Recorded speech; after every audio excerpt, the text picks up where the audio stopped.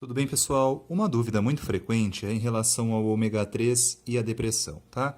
Então, tentando especificar um pouco o que é o ômega 3, como que ele atua na depressão e as seguintes coisas, tá bom? Bom, primeiro, por que ele é importante no cérebro, né? Porque ele é um componente da membrana celular. Membrana da célula. Ou seja, você tem a célula e ela tem uma bicamada lipídica que ela vai selecionar o que entra, o que sai, a integridade da célula, tudo isso é importante, por isso a importância da membrana, principalmente a nível cerebral, tá bom? Bom, quando você fala em ácido graxo insaturado, então, insaturado, você tem o insaturado e o saturado, tá? A diferença é que o insaturado tem uma dupla ligação carbônica entre os átomos de carbono em algum local, tudo bem? Bom, se ela está... Isso é um pouquinho complexo, mas é só para contextualizar. Quem tiver o conhecimento prévio disso, fica mais fácil, tá?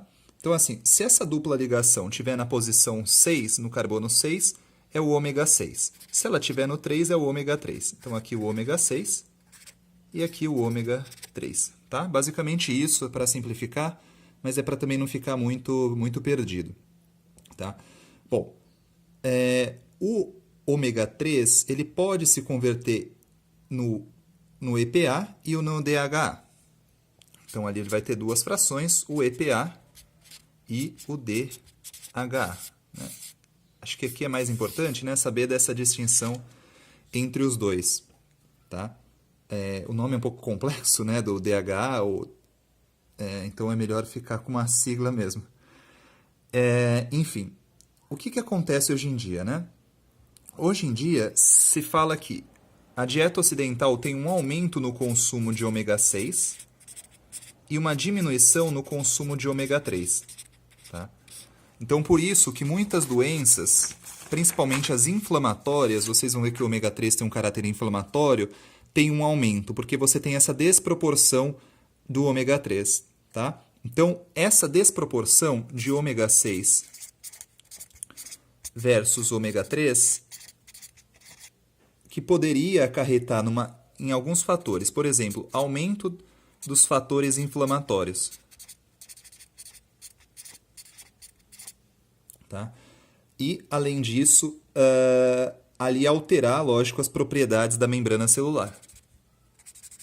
Membrana alterada, tá? Bom, o seguinte... lembrando, lógico, né, eu até esqueci de falar, porque o ômega 6, na verdade, ele é precursor, ou seja, ele vai dar origem aos eicosanoides, né? Lembra?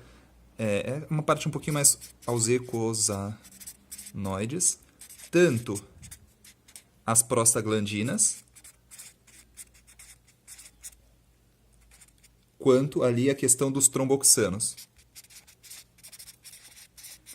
Lembrando que tanto as prostaglandinas quanto os tromboxanos estão envolvidos na inflamação, tá? Então, mas basicamente o importante é lembrar, você tem essa desproporção de ômega 3, ômega 6, aumenta o caráter inflamatório, como é de sustentação da membrana, altera também a membrana.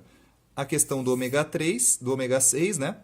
Ali a produção aumentada tanto de prostaglandina quanto de tromboxano, aumentando o caráter inflamatório, tá? Então, por isso que poderia promover uma neuroinflamação, né? Uma neuroinflamação, essa desproporção entre ômega 3 e ômega 6, tá bom? Bom, o que acontece, né? Tem outro fator importante que o ômega 3, você tem eu vou especificar em dois vídeos, mas quando você suplementa em ômega 6, ômega 3, alguns estudos predizem que você tem aumento da fluidez de membrana, da membrana celular. Esse aumento de fluidez facilita a neurotransmissão.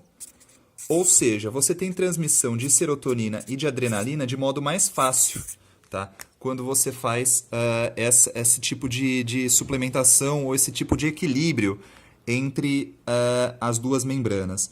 Vocês vão ver que os estudos com ômega 3 na depressão, eles são de efeito baixo, tá? Eles têm efeito? Tem, mas eles têm efeito baixo, tá bom? Eles podem auxiliar de modo adjunto à depressão, mas eles não têm um efeito muito grande.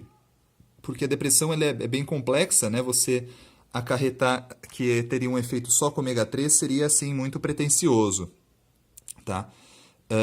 Mas ela é baixa, tá? O efeito dela é baixa. Bom, no próximo vídeo eu vou falar um pouquinho mais da diferenciação entre EPA, DHA e um pouquinho em relação à forma que ela atua na depressão.